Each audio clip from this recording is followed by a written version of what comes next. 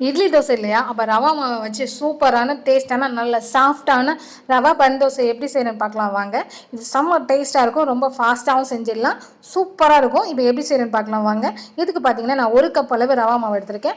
அதுலேயே ஒரு 1/2 கப் அளவு வந்து தயிர் சேர்த்துட்டு கொஞ்சமாக தண்ணி விட்டு இது நல்லா மிக்சியில் சேர்த்து நல்லா பேஸ்ட் பதத்துக்கு நல்லா அரைச்சி எடுத்துக்கலாம். இது கூட கொஞ்சமாக ஆப்போ சோடா சேர்த்து நல்லா மிக்ஸ் பண்ணிவிட்டு ஒரு 10 நிமிஷத்துக்கு அப்படியே நம்ம ஊற வச்சிடலாம். அதுக்கப்புறம் ஒரு கடாயில் கொஞ்சமாக எண்ணெய் விட்டு கொஞ்சம் கடுகு கொஞ்சம் கடலைப்பருப்பு சேர்த்து நல்லா பொரிஞ்சதும் ஒரு பெரிய வெங்காயத்தை நல்லா குட்டி குட்டியாக கட் பண்ணி அதையும் சேர்த்து அது கூட கொஞ்சம் இஞ்சி கொஞ்சம் கருவேப்பிலை கொஞ்சம் பச்சை மிளகாய் இதெல்லாம் சேர்த்து நல்லா வதங்கினதும் நம்ம வந்து கொஞ்சமாக கொத்தமல்லி தலைகளை சேர்த்துட்டு ஒரு நிமிஷத்துக்கு மட்டும் வதக்கிக்கலாம். வதக்கிட்டு நம்ம ரெடி பண்ண மாவு கூட இதை சேர்த்து நல்லா மிக்ஸ் பண்ணிவிட்டு இதுக்கு தேவையான அளவு உப்பு போட்டு நல்லா மிக்ஸ் பண்ணிவிட்டு ஆப்போசிட்டி அப்படி இல்லைன்னா நம்ம வந்து தாளிக்கிறதுக்கு யூஸ் பண்ணுறோம் இல்லையா கரண்டி, நல்லா குழி கரண்டியாக இருந்ததுன்னா அதை கூட எடுத்துக்கோங்க.